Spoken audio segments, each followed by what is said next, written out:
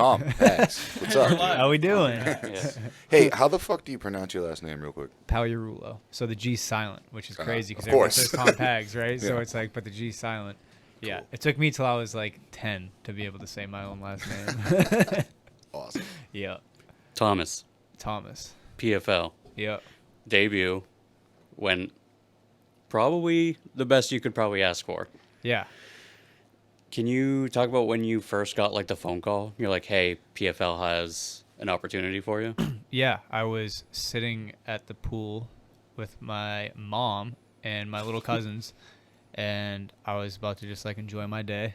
And my manager, Tyson Chartier, called me. He's like, hey, I know we aren't, because I just fought like 2 weeks ago. And he's like, I know we aren't like actively looking for a fight.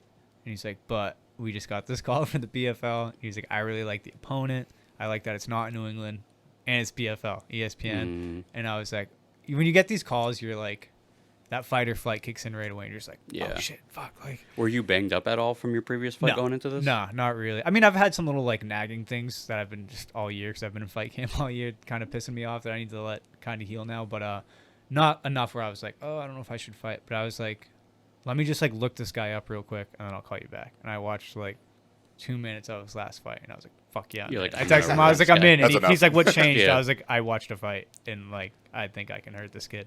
So yeah, it was cool. At first, you're just like, all right, like, I guess I'm fighting. Those first 2 days, you're like all adrenaline and like fucking.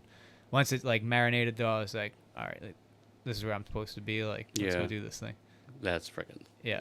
Just sitting by the pool and just going, oh yeah, you're gonna be on Just ESPN. like that, man. You're just having a normal day, and it's like, oh, fight camp, boom. Ruined You know? the pool day. Yeah, pool day was fucked. I was like, I'm going inside. Goodbye. I gotta go everyone. train. Yeah. I got to fight in 2 weeks. Diet. You Get know, away it from was the right food. before the 4th of July too. Like, Oh, that's it was right. the Tuesday. And 4th of July was Friday. We had this big cookout plan. I have all my buddies over. I was No like, well, hot I guess dogs. I'll just, no hot dogs or root beer. I was like, I'll just watch and hang out. Sad. Yeah. You're pretty like you're also like pretty big for your weight class, right? Was there like some sort of discussion about like Can I make it? like can you make it in that amount of time? No, I'm pretty good with my weight. I think I look a lot bigger than I am for the weight. I'm tall, so like Yeah. I'm tall in that big in that sense for the weight. The commentary loved to It was point that awesome. out. I got someone said it to me. What did they say? Like big, long. They- yeah. I was like, fuck yeah. Clip. Yeah. I think one of them, I forget who said it, and they were like, he's enormous for this weight class. I'm always in my head like I'm tiny for a featherweight, but I think it's because like growing up wrestling, I was always like the lighter weight classes, and everyone just seemed so much like I wrestled 126 my senior year of high school, so like I thought a kid who was like 138 pounds was fucking like huge. third fucking I was cutting a grade. lot of weight to do that, but now it's like no. I am pretty big for the weight, but I don't get much above 170. That's like my heaviest. Like I'm probably getting close now to 170, but in between 65 and 70, and I lose weight so fast, dude. I got it down to a science. I've been cutting weight my whole life. Jealous. Yeah, I work with Paulina Endara. She's formerly with Perfecting Athletes. She's on her own now. She's like the best, dude. She makes it super easy for me. I've worked with Jesse, Jake's girl, in the past, and she's Shout helped out me Coach out. Jesse. But yeah, man, it's not too bad. I made the weight pretty easy. Yeah. And it's like 2 weeks notice.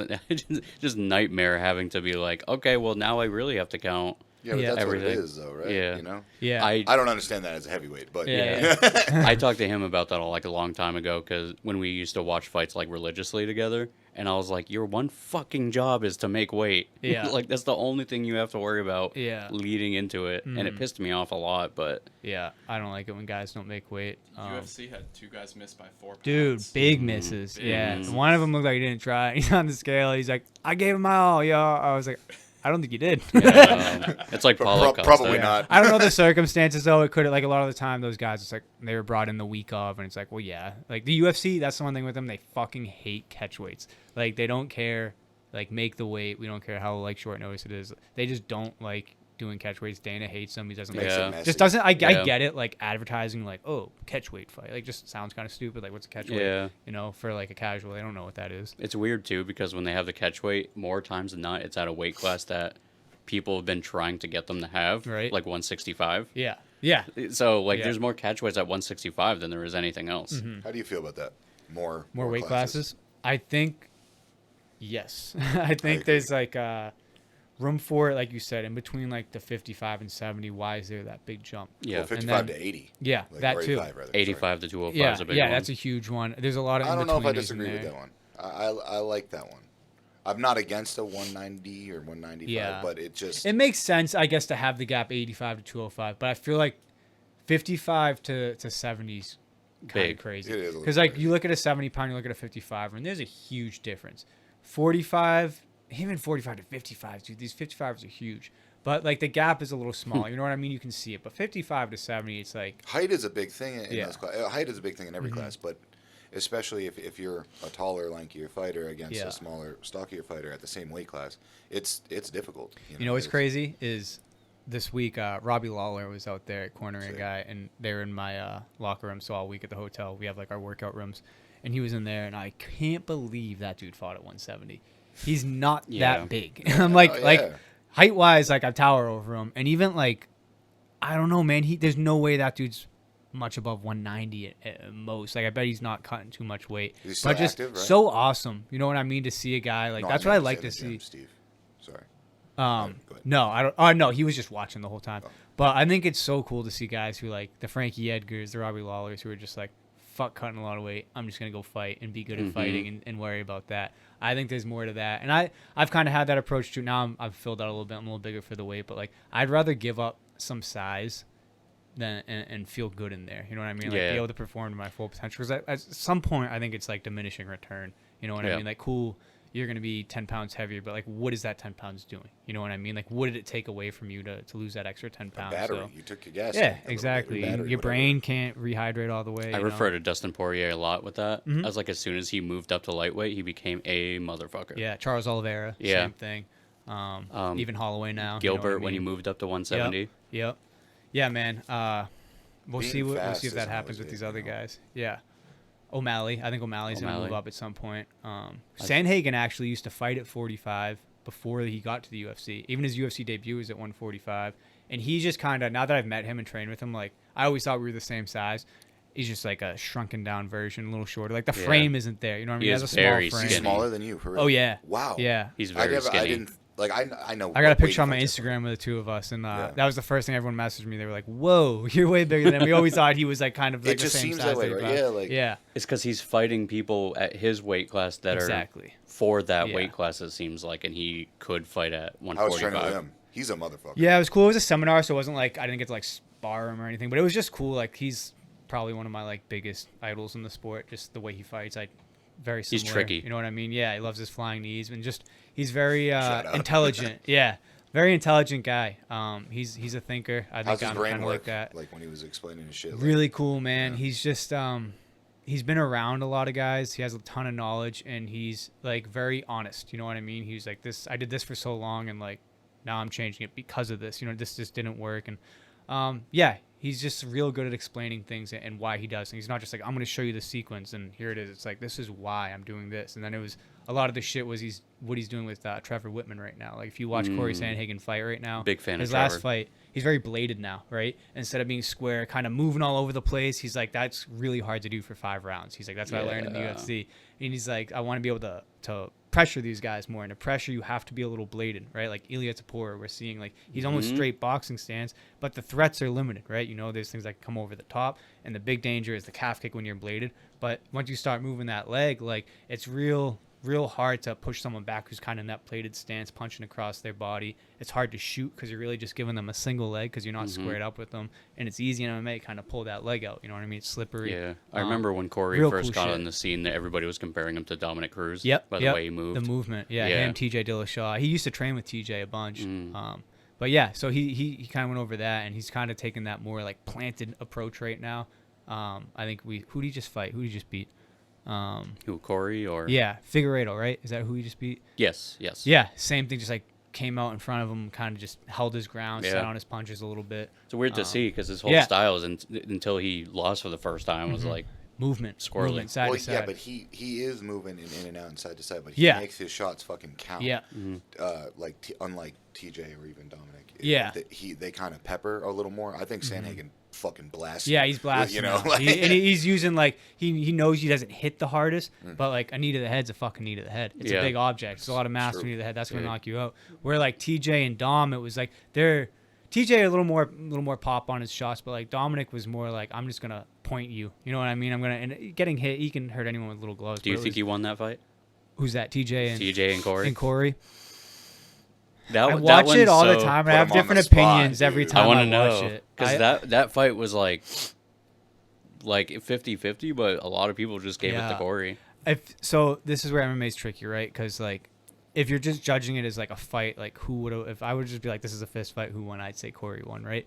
But it is a sport. There is a scoring system, and like we are playing a game a bit like that. And I think TJ just played that game the way he had to that night, and that's why he got his hand raised. I don't think it was like a robbery, but me personally, yeah, I'm a little biased too. I like Corey. I think he like if this is a fight, Corey won that fight. Like we got this dude who's fucking eyes hanging off, his knees torn in all directions, and Corey's just walking on the cage like, how the fuck did I just lose? Because I got held against the cage a little bit, and we've seen it change a little bit since that fight. The control and damage thing, right? So now they're not scoring like control and takedowns as much. Like if you're not like doing something and trying to hurt, they're not really scoring that. Or at least they're not supposed to. They tell us that out back, like, hey, even my fight this weekend, he was like, I'm giving you guys like, if you take this guy down and I see you just kind of like holding position, he's like, I'm gonna stand you up. And he's like, I need to see you like actively work. And he even said like, even just like pitter pattering, he's like, that's not working. He's like, I want to see you like trying to hurt someone. that? Like, I'm torn on that. Yeah. And I don't like wrestling that much because it sucks.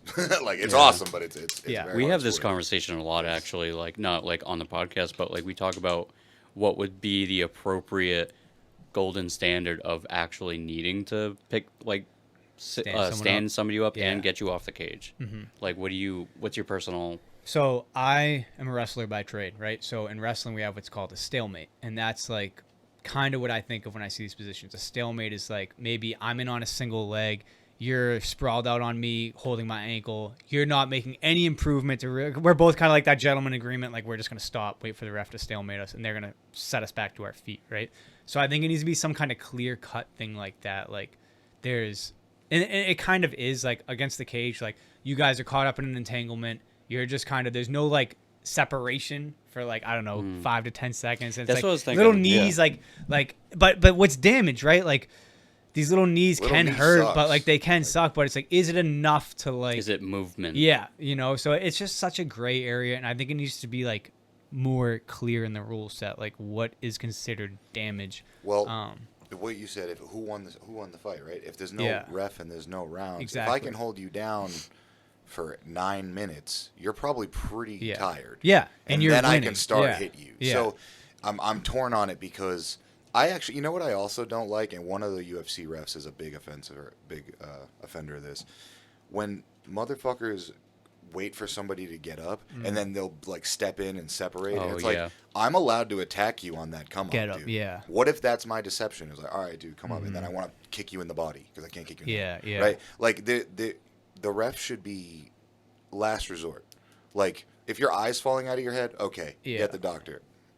Somebody taps, cool.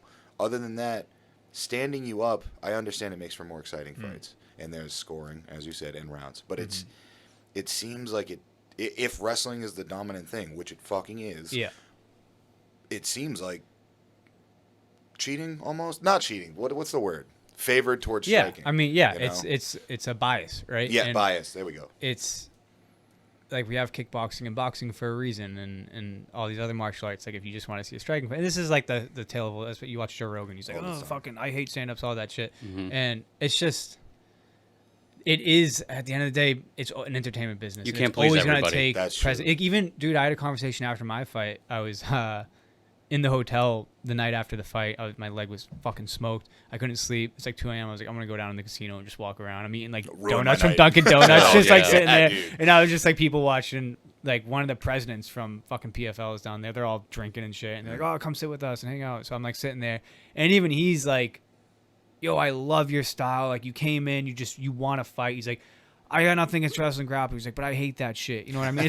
It's like even people who are like owning these promotions are like promoting, they don't like that shit. You know what I mean? And when you work for these people, you want to please those people. That's how you make who's your money. Who's going to hire you? These promotions are, and if you're a referee, you know, so it's like you're always pleasing someone, and you always have a job to do, and that involves pleasing your boss, right? So I think there is this bias too, like as much as we say like, oh, the judges like aren't listening to the crowd or they're listening to, it's like, I think the crowd kind of ruins shit sometimes. I think it's for the commoners, you know. Yeah. Like I'm more of a casual than I am a like extreme, you know, nerd about it. But I think people can't understand jiu-jitsu and wrestling without it just being like, oh, they're just laying on each other, which is crazy because you'd think it'd be different by now. But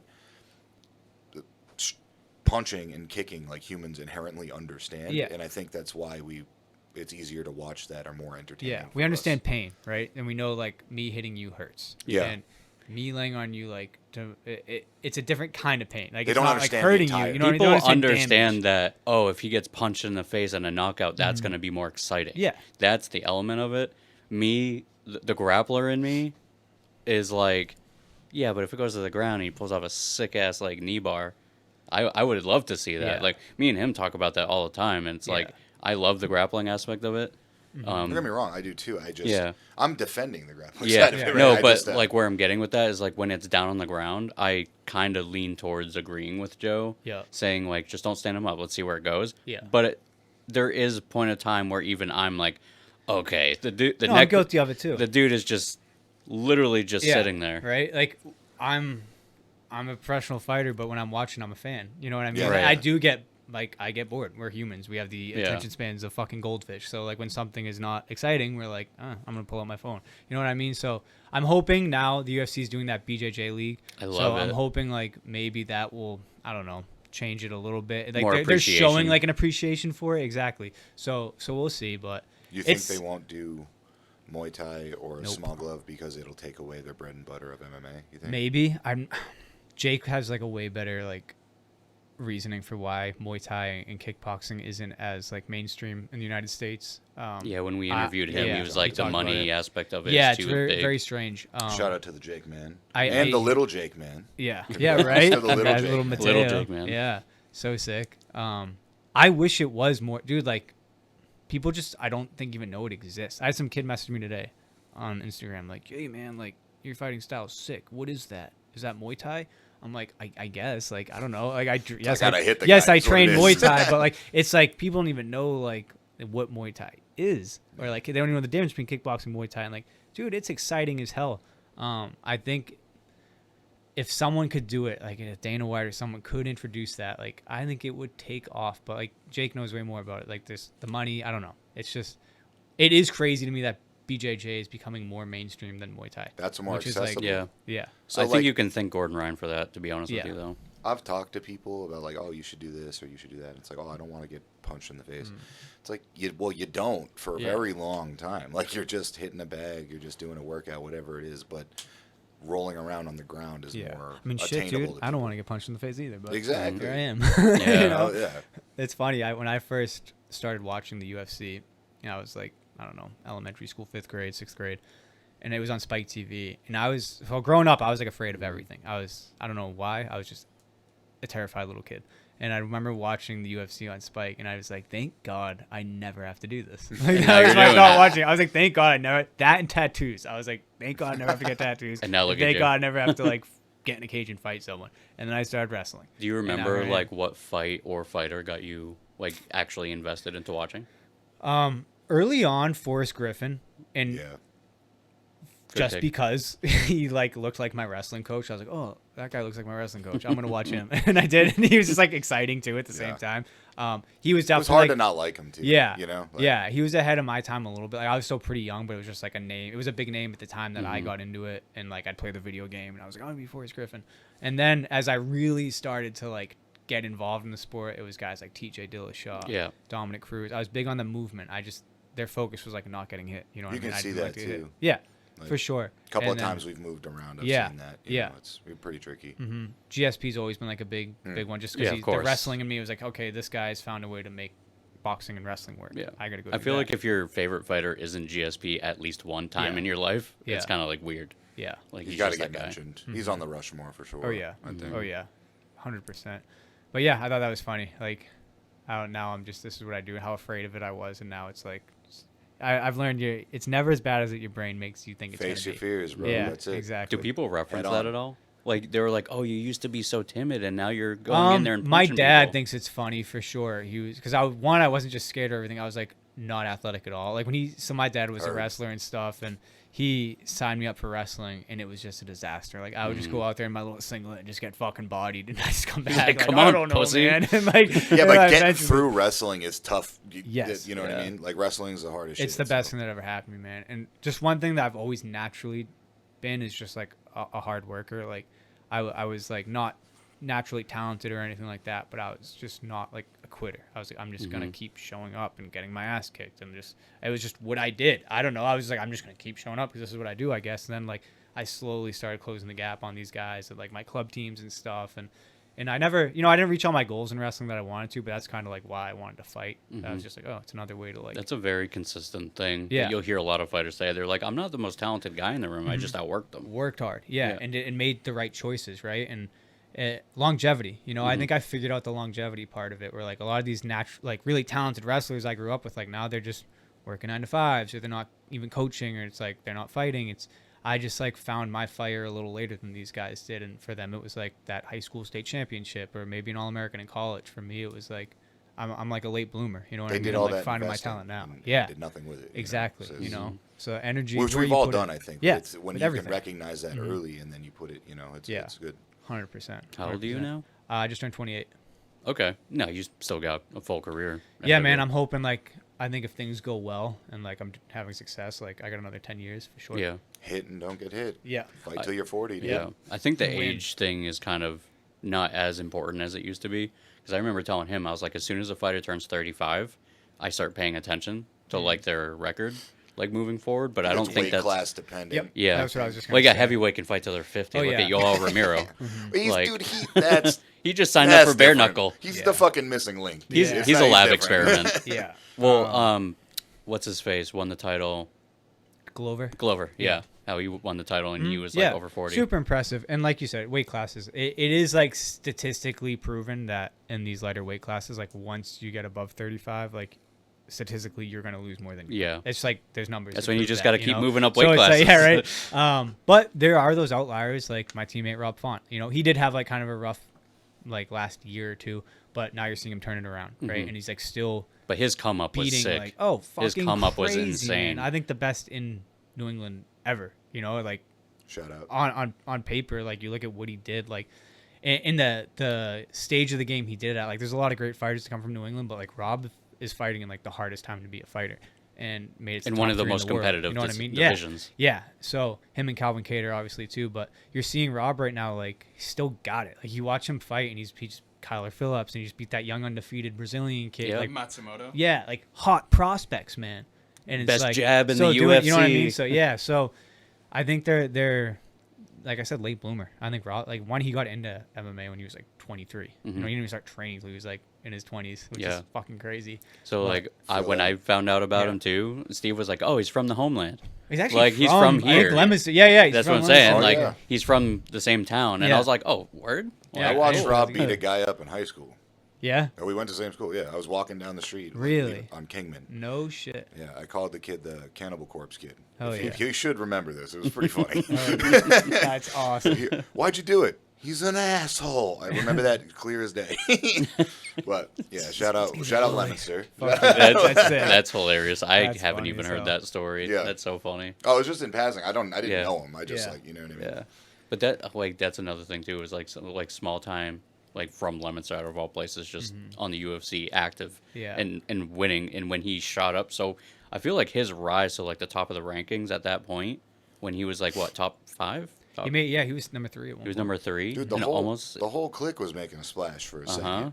Calvin, Rob, shit, you and Nick Fiore too. Yeah, on it was the- cool when they like Yeah. broke into like that top 5. I was making my pro debut. The cartel. Like You're like, I I'm remember- next. Yeah, that's Yeah. that's what they would tell me too. Yeah. Like Rob would fight, and I'd be at home watching on TV, And I'm like seeing everyone like blow him up, like, oh, and I was like, I'm just gonna watch. He'd message me, like text me, like, you're next, bro. And I remember just like what that would do for me as like a young fighter. Like, damn, this guy just got out of the cage and like he's responding. He's like texting me. You know what I mean? Like, what he really meant is he wants to fight you. Yeah, right. I'm gonna fuck you up when I get home. But no, like it was a cool time. We just had momentum. We just formed our little crew. It was just the 4 of us, dude. Like when this thing whole started, like now we have a bunch of guys training with us. But when like we started this New England Cartel thing, it was like Rob's idea for the name. So cool. They left Sit Tong and Calvin and Tyson and Rob, and they were like, well, we need guys to train with. And Rob started doing private lessons with me at a gym I was training at in Plastow. And I was kind of like his first person, like he was experimenting with like that. He's never done privates for like a fighter. And it just kind of turned into him like kind of taking over for me and like showing me how to do this thing. And he introduced me to Calvin and Tyson. And then he knew Nick, so he brought Nick in. And then we just like, all right, the 4 of us are just going to train this day a week. We're going to get together, do like team sessions. And on these days, we'll go to Jake's. And then we'll go do jiu-jitsu at Nick's gym where he was teaching, or he was at Henzo at the time teaching. So we'd go there and then got to a point where like, all right, we need like, one of us gets hurt, we're kind of fucked. Now there's only 3 of us, you know? Yeah. So we need to bring some bodies. And so we started doing that and it grew. But we made that work for like when we were like, these guys were breaking into the top 3 and shit. Like it was just 4 of us training. Yeah. When like Calvin fought Max Holloway, we had crazy no gym because it was like pandemic and shit. We rented a little spot in North End. Calvin rented it in North Andover, like this little garage. We set up the combat zone cage in there because we weren't using it because there was no fights because of COVID. And we would just go and train in this fucking garage. Yeah. And like this is for like UFC main event fights. Like when he beat Dan Ige, we were like training in driveways and shit. And Jeremy Stevens, like we were just training outside and like that's it was when just I met a crazy Jake, time. Yeah. It was cool, man. I remember you guys coming into the gym for sparring nights, like a little after that. Yeah, obviously. And it was. I remember walking in the gym, like not starstruck, but looking around and being like, Calvin Cater, Rob Font, you, Nick, and then fucking Steve Walker, Ross Levine. Like that boys. Was Jorgen was in there too. Yeah. Fucking, we had it looked like what I imagined the fucking PI would look like. And I'm like, I'll put my fucking gear on. Yeah. You know, like long night. Have you flown out with them in any of their fights? Oh yeah. So UFC? Then like. So after all that happened, like I made my pro debut. That was right before Rob fought Cody Garbrandt. So I fought in March. He fought Cody in May. I have a love-hate thing with Cody Garbrandt because he was like my favorite for a while. And then he just started getting iced left and right. And I'm like, it's getting real hard to be this fucking guy's I've actually gotten pretty close with Cody over the last couple months. He's big into like motorcycles now, and he's got his little thing going. I will always and shit, but look at Cody as like so much fucking potential, and just I don't know if it's like in his own head or whatever the case may be. I have no stance to say anything about it. I have no experience in that realm, but I'm just like, fuck. I would tell them all the time, like, Cody's the man. Like he's gonna win, and then he is. He's a great fighter. Dude, I think he just had some it's hard like, opponents. Fighting's just fucking hard, man. Yeah. Like it's just really hard. At the end of the day, we always I've seen it, right? Because like you just said, I've been on these fight weeks, and yes, so they did start to bring me out. Like I think when Rob fought Jose Aldo, that was the first time I had been brought out to a fight week. Yeah, winning the whole like every round, we just get hit by the big shots. It's like we just a sidebar is like, can we talk about how crazy the opponents have been to get thrown at? Yeah, Aldo, Max, Cheeto, Jose, Max. Yeah. It was just like a crazy Cheeto. time. And we were losing these fights, and it was like we're looking at like what the fuck's going on? Like why are we? You know what I mean? And like I remember just in my own head sitting back, we point the finger at this and that. I remember just thinking, I think I said it to Jake, I was like, dude, how about fighting's just really fucking hard, and we're fighting really good guys, and like we're just coming up a little short sometimes. Like part of it is like I think we overthink a lot. We overthink a lot sometimes. Like I do it too. I'm like, fuck, like what needs to change? We need to change everything. It's like, how about like, fuck, man, this is just really hard, and they're doing it at such a high fucking level. Like, even the level I'm at now, it's like this is really hard, and these guys are doing it's gonna get way fucking harder at their, you know. So it's like, especially when you're getting paired up against the guys in the division that people are saying they're the goats of that division. Yeah. So it's like, and now you have just that, right? That external pressure of like you've been a fan, and now you're fighting like Jose Aldo. What? That's fucking crazy. I remember I was at the Apex for that fight. I got to go to that one, and I remember just standing there, and Rob had like slipped pretty hard on a jab, right? And he like dips his head pretty hard. And he did it one more time, and boom, a head kick just like whizzes by him. And I remember just being like excited, like, oh shit, but as a fan, I was like, it's so crazy. Like you just get one at this level. It's like they pick up so fast. It was like you got one freebie, and then he sees that shit, and it's like it's just such a high level, and it was just cool, man, to be a part of that. And from there on out, I was at like most of their fight weeks and stuff. They bring me out, and it did a ton for me. Like this last week, it like almost prepared me for that moment. The PFL fight week, it's the same thing. It's like UFC Junior. It was like they run it the exact same way, and I remember just being like, oh, this is just like another fight week that I've been on, where like I could see like just the interactions with my opponent. I was like, this is like a big deal for you in a way. Yeah, like you're making money. It's not even it's farm league doesn't sound fucking right because it sounds almost insulting because it's not. But it's one of those things where it's like the UFC is the show, right? Yeah.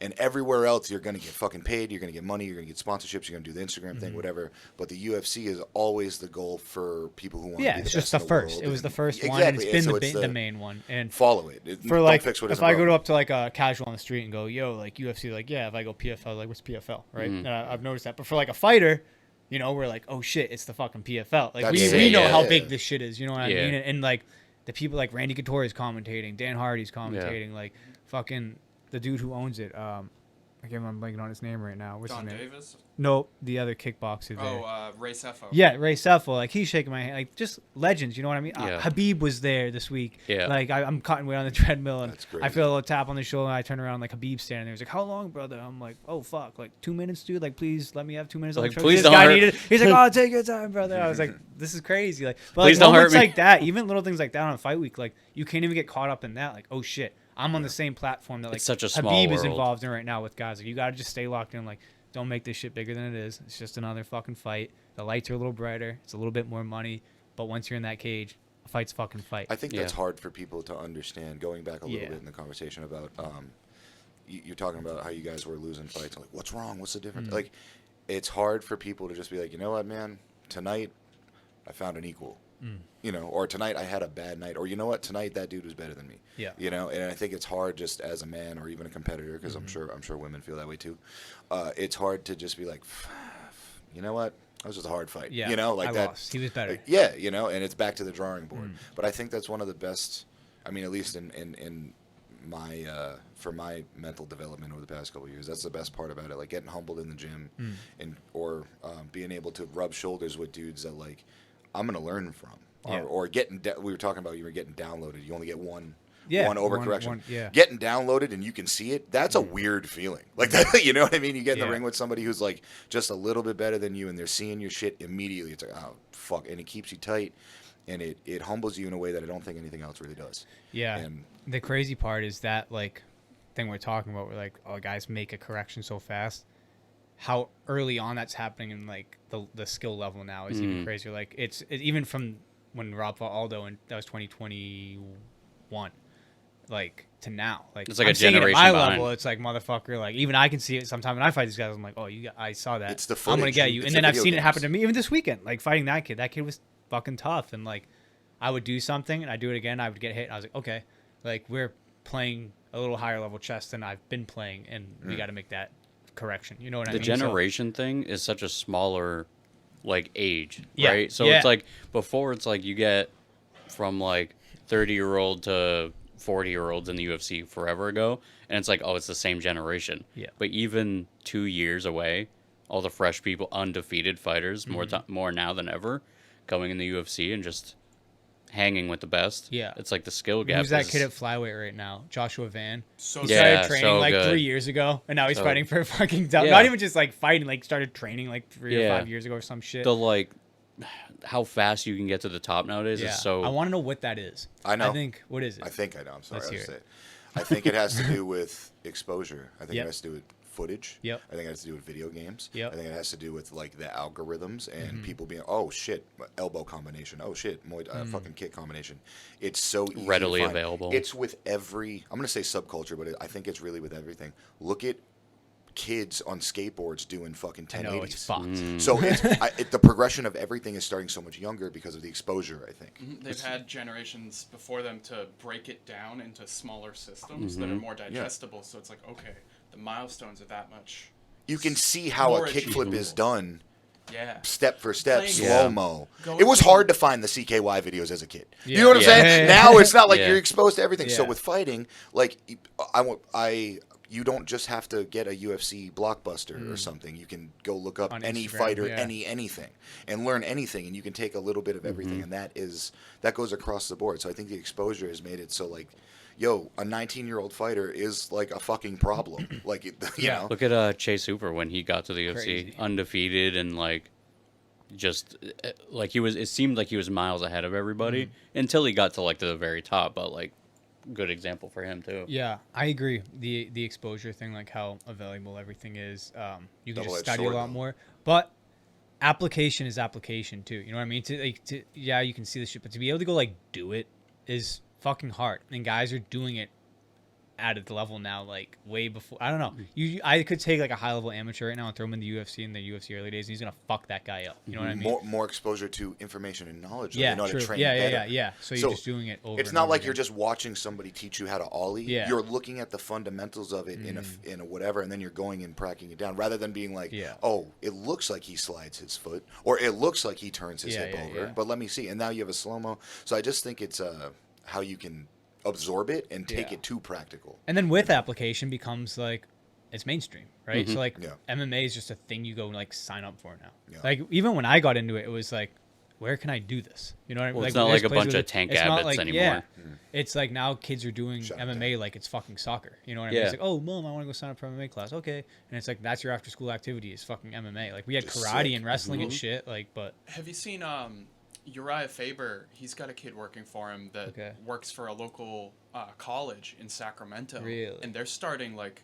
multi-college jiu-jitsu. like club programs. Yeah. So then you just got a feeder That's good. program, right? Exactly. Now they're all gonna come to your gym. One, that's sick. 'Cause he's gonna make fucking bank off that with Yeah. students and shit. But yeah, man, it's just like the avenue to find MMA is so much bigger than it's ever been. That too. And now it's gonna be scary, man. Even by the time like I'm done with this shit, it's gonna be really hard. They're Like, gonna, it's like, hard now. I gotta get really fucking good. They're gonna lower the age. Robo-cyanic fights. right. I swear they're gonna lower the age to be a pro. Just be like, all right, you can go pro at 16 now. Yeah, These yeah. motherfuckers are killing us. And then AI is gonna take over. I'm gonna have to like fight a robot or something. Have you taken a look at the 145 division in the PFL? Yeah. Not like A little, I extensively. glanced at. Like I there's some looked at- 45ers on the card with me this weekend, and like Yeah. A couple I was motherfuckers I, like, don't like. I like Rob's training in Canada now. Like there's some Canadian. I was like, what about this guy? He's like, no, you got that one. Like this guy's good at this and that. He's like, but like you got this. And like the featherweight championship was the same night I fought, so the champ was trying to defend his bout. He lost to Habib's guy. But Go yeah, figure. I don't know. I think I can beat these guys. You know what I mean? I need just experience. If know you what I didn't mean? think you could, you wouldn't Why would I do do it? You know what I Right. mean? It's on my coaches to be like, hey, let's keep building this experience. So when you get these guys, like there's nothing we haven't seen, right? And for me right now, like I'm 10-2 right now as a pro. Could I fight in the UFC right now and do really well? I really think I can. But for me, it's like I am only 28. We just talked about the age is getting like it's not as important, and like you can make a lot happen in like a year. And I just want to like build some experience, whether it's with the PFL or some of these. Just I'm done in New England. I'm not fighting in New England anymore. These fucking small promotions around here, like this was too sick. The PFL is too sick. You've and had I a just, taste I of need the to get big on the leagues. road, man. There's nothing here for me in terms. Sorry, of, I'm like, big time now. Go ahead. Yeah, Yeah. big Not time. even that, but just like I was before the PFL called. That's part of the reason we took it was because I had said after my last fight at Combat Zone, I was like, I don't want to fight here anymore. Like it's a pain in the ass. We got to fly someone here because no one around here is fighting me.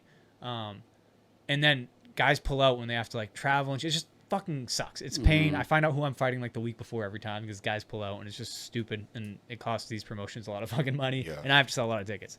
I like it's more exciting Having to for sell me, tickets is like a pain, but money's Pay to sick, play and I is like it. PTSD. Yeah.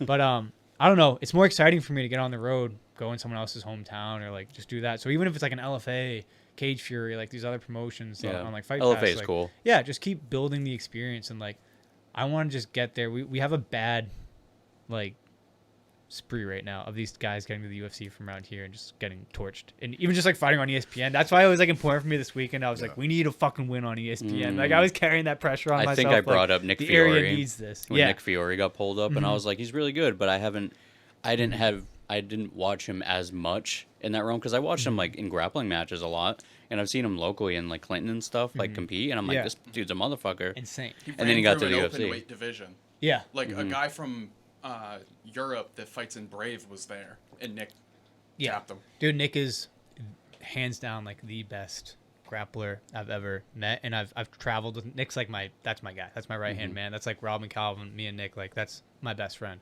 And I've traveled around with him. We've been in Texas, gone to Gordon Ryan's spot, and I've seen Nick and like Gary Tonin go, and I'm like, whoa, Nick is this good. Like Nick can hold his own with. Like, if Nick was just only competing jiu-jitsu and that became his focus, he'd be a world champion. I have no doubt about it. He'd be a world champion. Even scarier, he can punch people too, and he's getting really good at that. And he's on like a 5-fight win streak right now since getting cut from the UFC. And talk about luck of the fucking draw, man. You look at some of these other guys from New England who have got to the UFC recently. I'm like, these are winnable fights. You guys just like didn't win. Nick got like, not that these fights weren't winnable for Nick. It was like, here's Mateusz Rebecki, who just fought last night and had like crazy fight of the night. Nick got him. He's 17-1. He's the number one guy in fucking Poland. It's on 8 days notice. He's on like a 13-fight knockout streak, and like Nick's like, all right, I guess this is Nick's 6-0. Like hasn't fought anyone with like a winning record yet because no one would fucking fight him, and he had to just fight these guys who would for money. And then he gets there and it's like, fuck, this is a different level. And Nick doesn't get finished, right? Goes the distance with the guy, had his moments. That dude was in the back room like puking in a bucket after the fight, and Nick's just like sitting there a little beat up, looking at him like, fuck, like he was cooked. And his that endurance. Dude since has gone and like. Every win he's had, he's fucking murdered people, and then he's lost to that guy last night. Had a crazy fight, and then fucking the other 55er there was real good. Diego, whatever his name is there. Was it? Oh, I know who you're talking about. CDF, Carlos Diego Ferreira. I think so. Yeah. And that dude's a killer too. You know, he was what I mean? a top 10 at one point too. So it's like... so that's that guy's loss. And Nick's the only one who like hasn't been finished for that guy. And then he gets Chase Hooper, right? Here's a dude who's gonna match your jiu-jitsu. And then we're all like, we got that fight. And we're like, this is the one. Nick can fuck this kid up. But this is Chase learned how to box, right? Chase and learned how to box. Nick goes the distance with him, and now Chase has finished everyone he's fought since Nick at 55. So it's like we just got fucking shafted with Nick. You know what I mean? It's like these weren't like here's a guy who's kind of like. Could be a regional fight like some of these other dudes have gone. It's like here's some of the best guys who like are on the cusp of being ranked right now in the UFC. So a lot of this game is just luck, man. There's so much like the Nick's toughness. Though. Oh yeah, animal. And he just I think the moment he just wasn't ready, and he knows that. Like he just wasn't. The skill is there. Like we would watch Nick during that time. I'd be like, I think Nick could go like beat Justin Gaethje right now. You know, like watching him in the gym. Like I think Nick could go beat Justin Gaethje. And then he got there, like okay. Maybe Nick just needs more experience, like being in this environment. But like, I watch him move. Like we go to the PI, I watch him move. This is like years ago. I'm talking like, and dismantle some of these top like ranked UFC guys. Like we just be training with, and I'm like, holy shit, he's this good. But experience is a fucking thing. Do you think it was a mental thing for him? Hell too? Yeah, all of it was. I could tell just by like the way he was. Yeah, the way he was on like fight day and just like it's always scary, but I was like, this isn't the Nick I know. And then Nick never did anything before like jiu-jitsu and MMA. Like he didn't wrestle in high school. He like tried it, but like I don't know. For me, like I've wrestled my whole life. I've been like year round, not just like season. I was a wrestler. I competed a bunch. I've had thousands of wrestling. And we didn't have to see it in the first fight. Yeah. We didn't have to see it. I've competed my whole life. Nick hasn't. You know what I mean? So like competing is a skill. You know what I mean? So I think he needed to just like figure out how to compete, and now he had to do it on like the biggest stage in the fucking world in his sport, and that was really hard. But now I think he's got it. And jiu-jitsu competing isn't the same. It's not the same, man.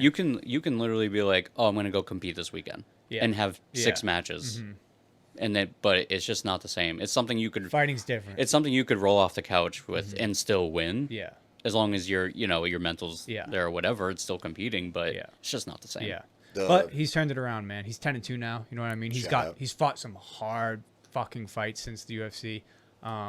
He's fighting next weekend against a really good kickboxer.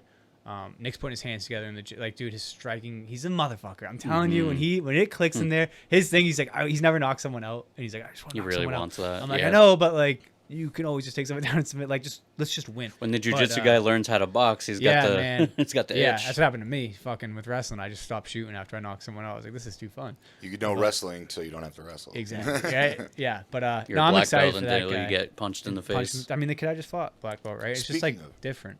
With the kid you just fought, and I just have this in my head. Yeah. One, did you have Masvidaling his liver in your head already, or were you chasing a head knee because you tapped him in the head earlier with your knee, like a little bit earlier? Yeah, so I went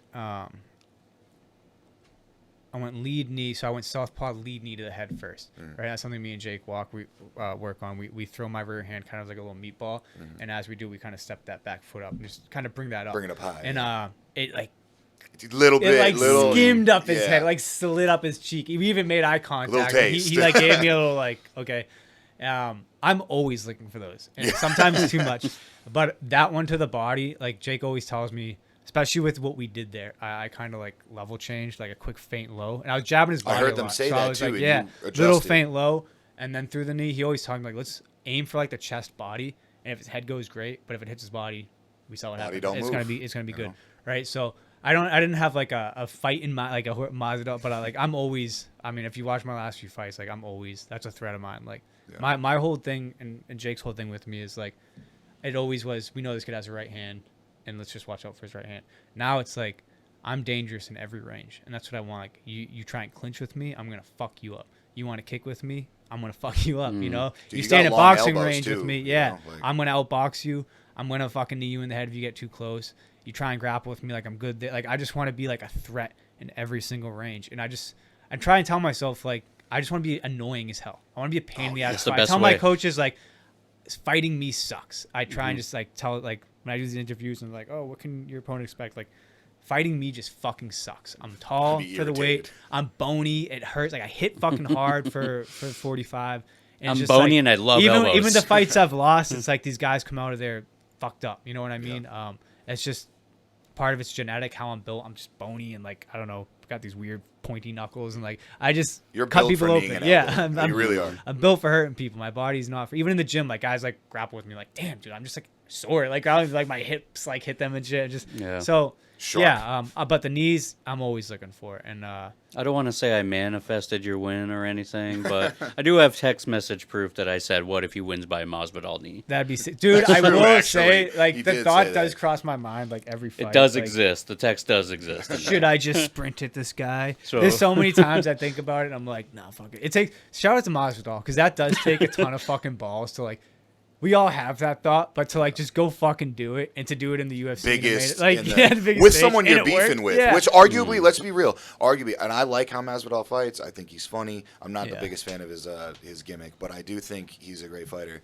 But the longer that fight went on, it favors Askren. Let's be real, you know. Yeah. But I think, and I say this in the gym all the time, you get one silly thing a fight, you know, because they're not going to see it coming. Yeah. You know, so you can only do it one time, but like within those 3 rounds, you can throw something ridiculous. Unless you're like, Tony Ferguson. No, it's like Gaethje's rolling thunder or like the flying knee or like a double Max foot drop down. kick. Max's thing. Yeah, you get one silly, crazy thing to fight because people don't expect it. Yeah. But once you start trying to rely on that, like it's not Johnny Walker, but there's another fighter who's like known for doing backflips. And Ferreira or something Pereira, like that. And it's like, Michelle Pereira. Yeah. Bro, that's cool, but like one, you're wasting a lot of energy not hitting anybody. But 2, people like they expect it.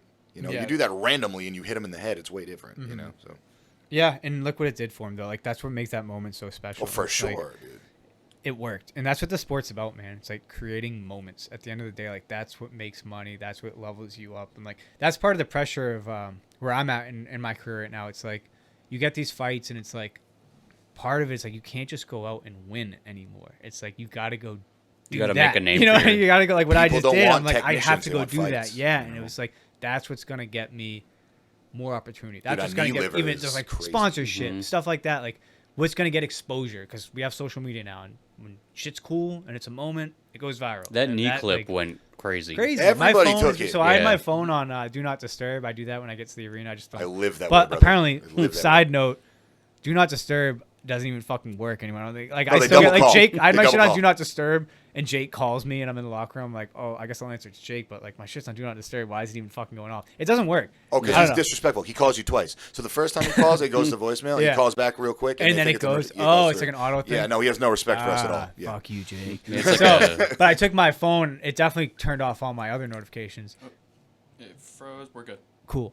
I turned off all my other notifications, and I took my phone off Do Not Disturb after the fight, and it was just like, that was a new experience. Just fucking ESPN, this PFL, that. It was like fucking cool, man. That was like a moment. It was overwhelming, but like just sitting there like after the fight looking at it, I was like, what looking back, Your followers go up, dude? That's what counts, dude. A ton. It's like I got one of those little like, you can like see the insights on your page. It's like an athlete account or whatever. Yep. And I'm at like your profile has like 400,000 views in the past 30 days. Like, cool shit. You know what I mean? It's like still going crazy. I got people messaging me from all over the world. Like, hey man, like, and then even after the fight, how many people asked for pictures and shit. They walked me to my media interview and then back through the arena on the floor.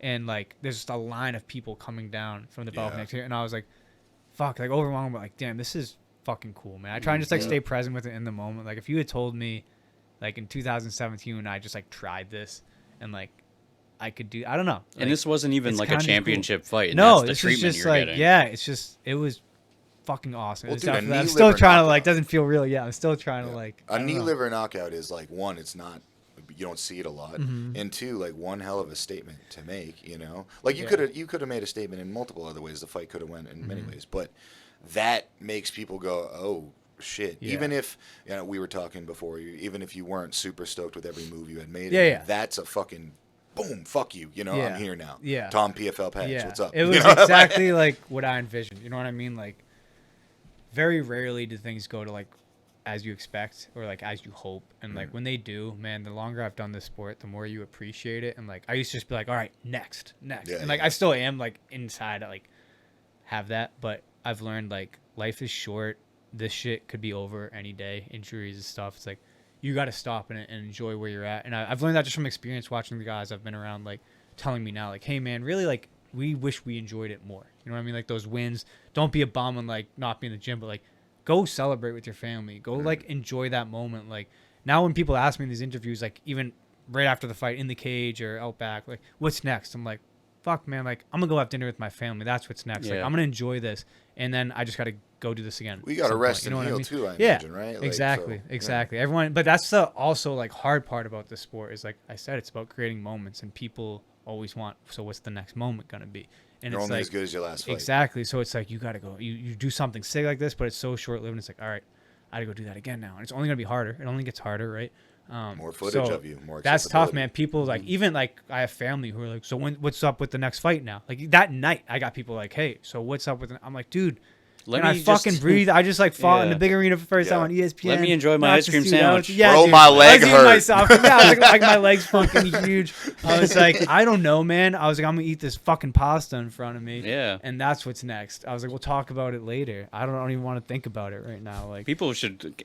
I know it's like a sport. It's a spectacle, and people have to ask you questions like all the time at that moment. But at the same time, you're just like, come on, man, I want to. Yeah, I'm hurting. That's a skill in itself. People don't understand like how how stressful a fight camp and like a fight week is, like mentally, like taxing. It is like, I mean, I'm sure you've heard people use this analogy all the time, but I always tell my friends like, if you've been in a street fight, like it pops off, you do your thing, in that moment you're like, ugh. What if I told you like you and this motherfucker are gonna fight 8 weeks from now on this night at this time in front of all these people? And it's going to be on TV. Adrenaline don't last that long. And it's like, motherfucker, you're going to, every night, you're going to go to bed with that. Every decision you make, you're going to be thinking about that. What you do, any decision you make, fucking, am I going to go hang out here with my friends or am I going to stay in? Am I going to go do this? You know what I mean? It's like, can I eat this? Can I do that? Exactly. And it's such a mentally fucking taxing. And then by the time you get to fight week, it's like, now your body's in fight or flight. You know what I mean? There's no, I've talked about this with my nutritionist, like there's no fighting that. Anyone who's like, oh, I don't get nervous, I don't. Bullshit. It's literally like it's a chemical response in your body to try and protect you, right? And we don't have the choice of flight. It's just fight. You may be conditioned to like that scenario itself. Like if you're like John Jones or whatever, you may be used to it. But it's how you manage it. It still happens. And like, so I asked Corey Sandhagen this when I got to train with him. I was like, how do you deal with the nerves?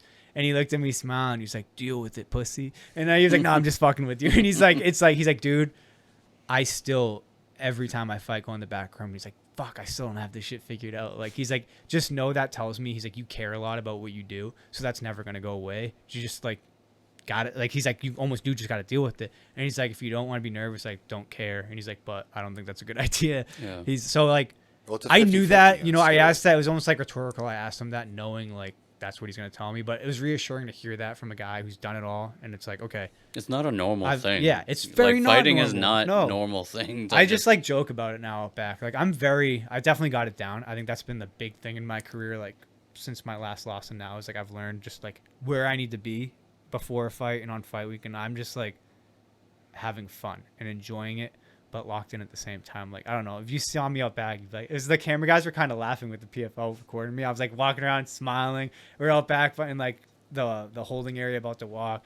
And I just like look at Tyson and I smile like, this is fucking sick. That's Jake said like, that. laughing. Jake said you were confident as fuck. Oh, You yeah. felt great. I love it, dude. And it's like, that was almost part of the problem is like, I was having like too much fun in there. I was like too excited to be there. Not like in a bad way. Like, so guys, I'm grateful I have the problem I have. Because from teammates and guys I know who've gotten to like these bigger stages, they get there and it's like, bright lights. And they freeze and they don't do enough. They almost get like shell shock. For me, it's like, I'm like almost doing too much. I'm like, yeah, let's fucking fight. And I'm like trying to just kill this dude. It's like, well, the lights are harder it's, than the fight. Yeah. I think, you know? And for me, it's luckily that's not my problem. I don't think. Like I was Lifelong in there and I competitor. was like, obviously the UFC, like the arena wasn't filled up yet. I'm the first card of the night, but it's like the cage is fucking crazy. There's all these. The production was nuts. Dude. I know I'm on ESPN. I know that. Dude, you know what I mean? Like they're telling me that I got Burt Watkins walking to the cage. He's like a legend. Shout out that dude. And I'm looking at Randy Couture sitting there, commenting, and I'm just like, but I don't know. Like when I'm in there, I'm so fucking focused for some. I think it's just I'm like a little savant or something. This is what I have, and I'm just like I'm just gonna like almost too focused, like hyper focused on what I'm doing with this guy. Where I was like too, I don't know. I watched it back and I was like, okay, I was just fighting at like a stupid pace, and it was just an excitement pace. And there was a moment of like where I was like, I remember having the conversation with myself in the fight, like, tone it down a bit, and I bet something good's gonna happen. Like you're on like a 10 right now, and you just need to be like a 7. And I did, and I was like, oh, now I'm seeing more. I'm not getting it as much. See you later. You know what I mean? It's like being able to do that in that stage was like feels good and reassuring to me. It's like, all right, the lights didn't get to me, the moment didn't get to me in a way of like I can't like I don't know like freezing up. I was like rather have that issue where like okay, you just need to like breathe a little bit and calm down in the sense of like don't be too excited to be. How did his shots feel when you like the couple of times you got tagged? Nothing hurt, which. Typical answer. Typical. Yeah, typical. you know, like I shouldn't say don't hurt, right? Because adrenaline's great. But like there was like one I was telling these guys when I got here, like there was like one uppercut he landed where I was like, that can't be happening. But nothing. I was never like rocked. Like I didn't take like a step back, which I think kind of helped me. Like I was pressuring like crazy. Yeah, he was on the gas. I like sprinted to the center. I was almost like I knew because he's won black belt in jiu-jitsu. We knew from scouting like he had a pretty good kicking game. So I was like, let's just like chew that space right away. Yeah. And like if he's got to kick, if he's gonna shoot, it's gonna be because like it's desperation from pressure. Make him annoyed. But he didn't even like try and come to the center. I don't know. I almost like got like to the center and passed. And I was like, oh shit, we're like I'm on the other side of the cage all of a sudden. He was backing up. How the fuck did I get all the way over here? He was backing up the whole time. And he was good. He did a good job counter striking, man. Like he had a weird cadence to him. He was a little like awkward. But yeah, none of his punches really hurt. But he was a little faster than I thought, which is always the case when you get in there. They're always a little faster, hit a little harder than you expect. But the kicks definitely sucked to the leg a little bit. A few of them. And I was like, we've kind of had this conversation already, but it was like weird because the ones he landed clean, like didn't really hurt. But then I started like checking them and we were going to shin, and now my shin's all fucked in my leg. I honestly might have like a little fracture. I'm in my car. I had to get it checked out. I was in my car outside the gym, like watching on my phone. Yeah. And I'm hearing some of those like come through, and I'm like, oh yeah, ooh, it fucking hurt. Yeah, that's always been a thing of mine. Is like I'm tall. Everyone's gonna kick my. Everyone it's annoying too because like the crowd's always like his dad's like front row, and like this happens at multiple fights. I just hear like kick those skinny legs before we even like start. I'm like fuck all of you guys. You know what I mean? I want to fucking. They're not skinny. Kick this kid in the head. They're not scrawny. Yeah, they're nice. But yeah, I never got hurt. Nothing hurt in terms of like big shots, but I definitely was probably the most I've been hit in a fight in the head, which isn't good. And that's where I was hard on myself. Like, but it's also an understanding like you're gonna get hit more in these fights as they get harder. But I am aware. I'm very real with myself. And like I was talking to Jake on the way over here, and I was like, I'm mad at myself because I know if I did what I just did against certain guys at a higher level, that's not gonna be as good of a situation. You know what I mean? You can't be like walking and just getting like there's guys who would hurt me. Like some of those punches would fucking hurt and we'd be in a different situation. I have to find my way out of it. They'll have just the right angle on him. Yeah, and I think part of me like knew fighting this kid. Like we watch our film, he's never TKO'd anyone. He's got good striking, but he's not like a power puncher. Mm-hmm. So maybe shame on me, a little lack of respect in the terms because it's 4-ounce gloves. Anyone can fucking hurt you. But I think it was like I felt one, and I was like, I'm not letting off the pressure. Like I'm gonna just stay in your face, and it got me the outcome I got, but it could have been done in a safer, smarter manner, and that's where I could go fought a flawless fight, dude, and I'm still gonna find something to shoot myself I think that's where the humble over. thing comes in. But you know what I mean? But it got me the result I got. And at the end of the day, fucking, it's sick. And I got to be happy with it and just go get better. You know, that's what it's the same thing every time. Win or lose, like, I'm just going to go keep getting better and more good things will you happen. acknowledged it right away. Mm-hmm. Yeah. So it's like... Yeah. Too fast. I said Calvin texted me right after, and he was like, "Congrats, man! Like super proud." I was like, "Yeah, man." He's like, there's 3 rounds, right? I was like super sloppy. I was like, "But it is what it is." And he's like, "You're funny, man." He's like, "You're right." He's like, "You won." He's like, "You fucking can't even enjoy like this." And, but, give yourself an hour. Yeah, bro, I know. And it was like what, 30 seconds left of the first round? Yeah, I didn't even know that. Yeah. I'm so like out of touch with time in a fight. You have to be. You don't. Dude, we were like, on the other up. side of the cage the whole fight, so I couldn't even hear my corner. I'm just hearing his corner the whole time, so I'm kind of just like, "Fuck you guys." And just don't do what they. I heard them say like, "You're winning." Like I think I heard them say at the time like, "You're winning the round," or like, "You've won half the round." No. And I was like, that wasn't true. I don't know. They lied. I was like, he's fighting a good fight, but I feel like this is pretty back and forth. So then it ended, and I was like, well, I win. I think if he was just countering you and you weren't having success, it might have been that way. But you had him. If we're talking MMA scoring, you had him on the back foot the whole time. He was slamming some leg kicks, but the exchanges that he did hit you with, it's not like you said. You didn't back up. Nothing. Like optics were a thing. Yeah, and I was landing too. Like I was hitting him pretty good with some of my punches. I was calf kicking him good. I got some kicks like to the body that landed pretty hard. Some high kicks that just like optics wise, everything I did looked better because I was in his face going forward. Yeah. You know what I mean? And that is judges hate to say it, fucking retarded. You know what I mean? So like optics are a thing, and you gotta like that's where I say we're playing a game and it's a sport and you gotta know how to play the game. And I think I was playing the game better for sure. I think my thing is there should be more of them. They shouldn't be watching the fight through the cage. They should be in a little fucking like box watching a monitor, screen, no audio of commentary, just audio of the fight and watching it that way. Why the fuck are we watching through a fence? And it's like this guy's going to judge a fight based off one angle he has through something that's obstructed, and he probably doesn't even fucking know what jiu-jitsu is. Yeah, I half agree. Yeah, I think judges should be probably old fighters, but there's a bias problem there. But something like that. Yeah. Right? Shout out Chris Lieben being a judge now. Yep. So it's all right. It's already starting. And I also think if we can't get them in a separate box, one judge per side per cage, so 8 judges. Yeah. Or that'd be cool. 6 if it's a different Dude, cage. PFL 10 sides. You see what I'm saying? 10 I judges. Know that was so, a thing. Yeah. So what's that? Now, obviously, that changes because even when we're sparring and we don't have ropes, like you know what I mean, it changes how you spar with the person. So different cages, bigger. But like, did that throw you off at all, or no? I've noticed. I've fought like Cage Titans has a tiny ass cage. Combat Zone's got like a little smaller cage than what I just fought in, and then that was a big cage. I fought in like Cage Fury had like this big circle cage. No. It doesn't really like as long as you know how to cut off a cage. angles, like it doesn't matter how many sides it has. Like the general shape is the same. We're going in. It's round. You know, we're going in a circle. Yeah. It's not a boxing ring. So yeah. Boxing ring's a little different game. I spend a lot of time in a boxing gym sparring pro boxers and stuff, so you change it up a little bit.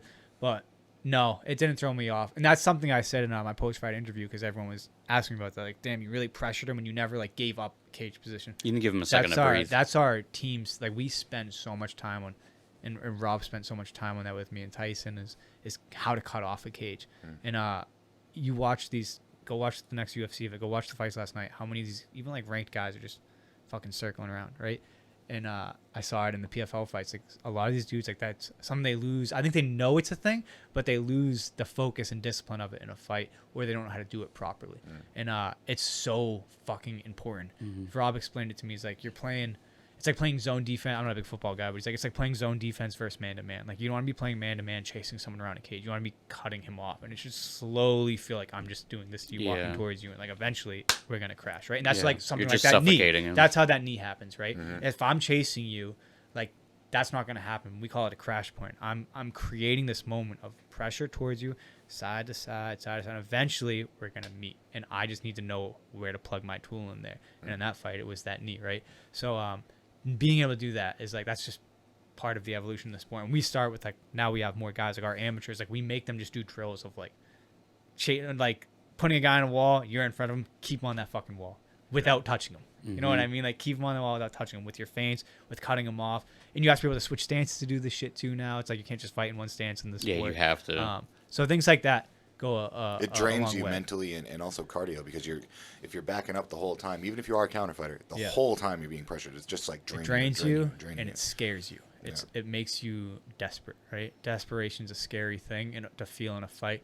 And I felt this because Rob does it to me all the fucking time, and he's done it to me for so long. And it's like that's that big overhand that comes. That's that desperate shot that comes, right? And that's what happened with this kid, right? It was like desperation, feint, big shot, and it opens up a knee to the body. Or I've done that where like I've kneed a guy, and my pro debut was the exact same thing. I just put the knee to the head, right?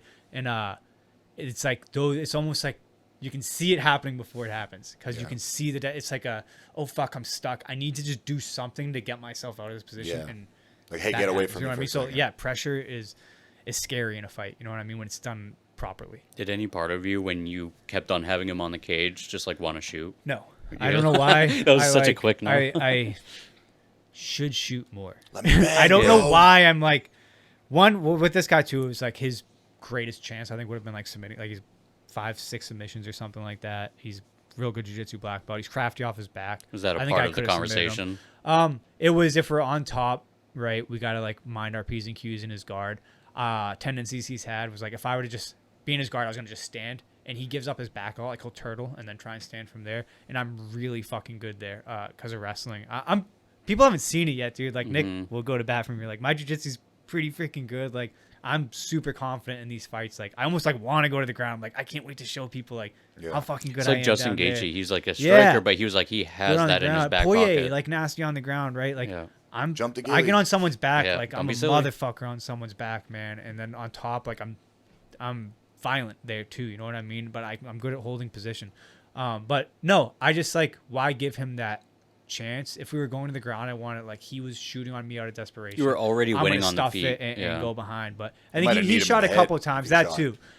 He shot a couple of times. I got in on one shot just because I kind of caught a kick. And I was like half tried to finish it, and I was like, okay, let's just make him think about this. You know what I mean? Because that's gonna play dividends going forward. If he knows, like, I will try and take you down. You know what I mean? If I catch this kick, like, you're gonna have to wrestle. You know, I'm not just gonna like let it go and try and punch you. I want you to think about other things. But no, it was more like what happened is what I wanted to create. You know what I mean? I wanted to create like whether it was a good straight right, like a pull right, or a knee up the middle. Like I wanted to create that crash, and I just knew my gun was bigger in that moment. Yeah, you were putting on the pace the entire time anyway. Yeah. So it almost felt like you had the decision on how you wanted it to end. And that's easy to do when you're doing that. Like I know the longer that fight went, obviously I had to be smarter about getting hit, but like from like a cardio standpoint, like I can do that all night. And I know because I've been in his position with like in the gym with guys, like I know that sucks what you're doing right now. Like I know you're landing a little bit. I know I got to clean it up a little bit, but I know you can't do this for 3 rounds. Even though it seemed like you were going. You're going to slow down. You're going to start shooting just to try and slow this thing down, like hang on to something, and I'm going to fuck you up because of it. Because your pace in that first round was crazy. It was fucking dumb, dude. I watched this morning. I was like, oh, yeah. I was going nuts. Even the commentators were like, wow, this is a crazy pace. I was like, I'm just going for broke. Not going for broke, but I was just like, the feints were a lot. The gotta hit this guy. Yeah, I'm normally a lot like looser than that. I think if that fight went longer, you would have saw me like kind of settle into it, and it would have same outcome. I found think, the flow, but, yeah, I fucking wanted like first round jitters. I'll take it. Yeah, I'll take it. Rob tells me he's like, I still have that too. He's like, I go out there and like I just throw like an overhand right because I just want to like land something and get that break the tension. You know what I mean? There's always that weird ice at the beginning of a fight where it's like you can hear each other's like footsteps, you can hear each other breathing, and it's like I just want to break the tension, even if it's just like hitting their hands. Like I feel like once we like make contact, I'm like, all right. I've started sparring out back kind of. It's like flow sparring. Like Nick throws his headgear on, and I just kind of fuck him up. He'll throw shin guards on. Like he throws light punches at me, but like I want to feel like I kind of did half a round before I got in there. So you're like settled into that. There's not that awkward tension, and that's helped me a ton, man. Like my past 3 fights I've been doing that. I started doing that with Don Shanis when I fought for the Cage Titans belt, and I was like got in there, and I could just tell like he'd warmed up, but I was like I've already like broke the like I got right in his face and just like pop, got right to it, and I was like I just broke that awkward moment before I got there. You know, there's also that like first round knockout. You know what I mean? Everybody's chasing it. So it's like it just looks better on paper. Yeah. If somebody's looking at your record too, like first round knockout. Yeah, man, that was that's 4 in a row now. 4 first round knockouts in a row. 10-2, 8 knockouts, 9 finishes. Yeah. How long moments, ago? Man. So you're on a how many fight win streak? 4 fight win streak, all by first round knockout. Yeah. How were the losses? Let's talk about those. Caught in a submission. So my first loss was my 4th pro fight. It was on 2 days' notice against this kid Nate Kareeb. He's really good. He's come to Jake's a few times. Yeah. Yeah, we know Nate. Nate's good. He's like 10-3, 11-3, and like he's fighting soon. Yeah, he's fighting next week. Yeah. He's CES lightweight champ, Combat FC lightweight champ. He's staying at 55 now. He actually got signed by the PFL, missed weight at 45. Yeah, we know the story. So yeah, not fighting for them anymore, but he's not fighting 45 anymore. But fucking animal. I just did a seminar with him with this dude Dan that we both know. Dan's awesome. Yeah. Yeah. So he did a seminar. I went down, whatever, and obviously Nate was there. So he's really sharp. Like we moved good. around a little bit. And obviously size doesn't make sense, whatever. But he's very precise. And he's on point. creative. He's very creative. So yeah, I fought him 2 days notice. His opponent had pulled out. He was supposed to fight that night. They called. I was like, I know this is a hard fight. Fuck it, let's do it. Yeah, and might as I'd actually well. just fought like the week before too, and so we did it at 55. I went in there. I remember we were just like, so we both kind of like knew each other really good, and we were like, who's gonna go first? And I just like threw a fucking bullshit left kick and hit his elbow and just like broke my foot right away. I broke my third and fourth metatarsal. It's not why I lost. He would have beat me either way. But it fucking hurt like a bitch. I remember just being like, oh, I dislocated my toe, so I like stepped on it, and I was like, oh no, my foot's broken. That's broken. It's not my toe. Yeah. And so like I couldn't like sit. I felt like on my punches, and I tried to shoot, and it was just like, nope, that didn't happen. And he just started the same leg, calf kicking the fuck out. That's like what he's known for. And Church of the leg my kick. shit was huge. I had the swelling from the foot going up, and then he was calf kicking me. My shit. No, I was was like, huge. yeah. I was like, this sucks. And so I ended up losing. It was a split decision. I kind of like did the damage with the boxing to the face. He was caught. And then he just kicked me, and my shit was huge. And you know what? It was optics too. He pressured a lot. This is where I kind of learned like I was playing that like Corey Sandhagen early on, like movement game. That's where I learned like I need to start being able to pressure, because he was pressuring the fuck out of me. Didn't get super tired, but it was just like optics don't look good. Like I did more damage like physically with the hands, but he's pressuring me, throwing shit, and I'm getting fucking hit in the leg. One of them landed, and I remember just my leg shut off, and I like kind of just like hit the ground, popped back up. I was like, ooh, that didn't look good. And his bone was actually sticking through his toe at the end of the fight. Yeah, I like checked one of them, and I think it I was remember crazy. those pictures. His bone's going through his fucking toe. And so I'm talking about where I say I just like suck to fight. Like even when you're hitting me, like that shit's gonna, like I'm just bony and it sucks. But so that was a tough one. But that was like one of the best things that's ever happened to me. I went to like a little dark place after that, because like I don't know, you're early on in your career, you just feel unstoppable, and then it's like it was like life is over. That's how I felt. And I remember Rob bringing me home, and him and his wife or fiance were driving me home and brought me back to their house, and like they're like carrying me into the shower. I couldn't walk, my leg's huge, my foot's broken. I remember just feeling so like not fragile, but just like vulnerable. You know what I mean? I was like, damn, like, and I'm like sitting in a chair in the shower, like fucking really just like shout out shower chairs. Yeah, shower chairs are sick. But just like a tough moment for me as like a young fighter to like, you know, like you take that loss, like, I'm never gonna make the UFC. But it was good now. to eat that bullet then. Oh yeah, you know? Ate it, and then went on a little 3-fight win streak, and then got my first pro title fight for Combat Zone against this kid Olivier Murad, real tough. Won on the Contender Series, Titan FC World Champ. Another one, I was like, I can win this fight, and had some things. I'm not making excuses. I had some things come up that I don't like to say, because I don't want him to even know this happened, because it's not fair to him. But I was in like the hospital that week and shit. Shouldn't have fought. Moral of the story: listen to your coaches and your team. Don't make these decisions for yourself. Went into the fight just not in the greatest headspace, and was just like mauled the first round. Just not there. Like asleep. I got picked up. He came out like a fucking animal. Kind of like I did this last fight, but like with like actual like intent. I don't know, just like went for broke kind of. Like picked me up. Fucking big Haitian kid. I did like a backflip. Got slammed on my shoulder. I separate my AC joint right away. I'm like, fuck. I get up and I'm just like, he did such a good job of staying connected to me with like something, whether it was like just a collar tie. Mainly it was a collar tie. Just sticky. And I'm just getting like, ow, just volume. Nothing hard, but I remember just being like, seeing little like flashes like, ow. Should have stayed home today. Yeah, right. Right. And I remember, dude, my fucking dad, I'm like against the cage. Like he's got me like, not like back against the cage. That's the fucking just truth. Fucked up, bro. I'm just like, I see my dad like somehow made his way to like cage side where like the commission would be. I just remember getting fucking elbow in the head, looking down at my dad, like staring at me like, the fuck are you doing right here, dude? Get out of here. And, I like, first round was a shit show. Survive. come back, win the second round. Like, I could see him slowing down. I, like, didn't get shook or anything by the first round. I was like, all right. I looked at Chick. I was like, what do I got to do? And, like, we made the adjustments. Win the second round. I actually know I won it because I've seen the scorecards. Winning the third round, take the kid down so I don't wrestle anymore. Take the kid down. We land in half guard. And, like, I just felt like nothing from him. I was like, he's just, like, laying here. I have to pass or something because I was like, they're going to stand me up right away. I don't know why I thought that. And I just, like, forced the shit, like, past the side control.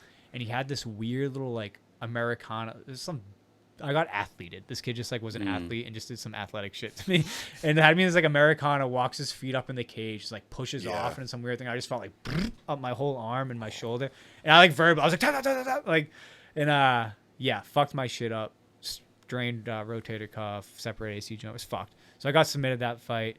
That sucked. I remember, like, we're, like, sitting in the cage. He's running around with, like, his team. They're lifting him up. And Jake's looking at me. I was like, let's get the fuck out of here. I was like, I feel like a loser. I was like, I'm like a spectacle right now. We're, like, having, like, our team discussion in the cage about, like, what went wrong. I'm like, you're like, I'm in pain. I was like, oh, let's get the fuck out of here, dude. I was like, sucks. Yeah. And, but I learned how to lose from that previous fight. And I got to, like, deal with that a lot better through that fight. And then I took some time off. That was November. I didn't fight again until May. And then I fought in May and then took a long break. I was getting married in September and made a deal with my wife, like, I won't fight before the wedding. And then just like, don't you dare show up with a black eye, swear to God. Yeah, so I fought in May, knocked a kid out, got that title fight with Don, knocked him out, fought in May, knocked that kid out, and I just fucking knocked. So I just kind of, like, something clicked after that. Yeah. And, like, you found your groove. Shout out Nick Fiore. He avenged me. He fought that kid. That kid moved up to 55. He was huge. And Nick fought him at Combat Zone for the 55 belt. And Nick submitted him with, like, a Kimura, like, same shit he did to me. And I remember just, like, being against the cage. And the kids you're looking like, at me. break it. Happening. I'm just like, yes. It's like, he's got it. So shout out Nick Fiore. That's how good that kid is. Like, just made it look easy. Awesome. I was so fucking kill him. Yeah. Take it home. He was nice, dude. He could have. Like, that's one of those things. Kimuras, Americanas, like, my jiu-jitsu coach, one of my jiu-jitsu coaches, Ruben Cordero, he's South Boston BJJ.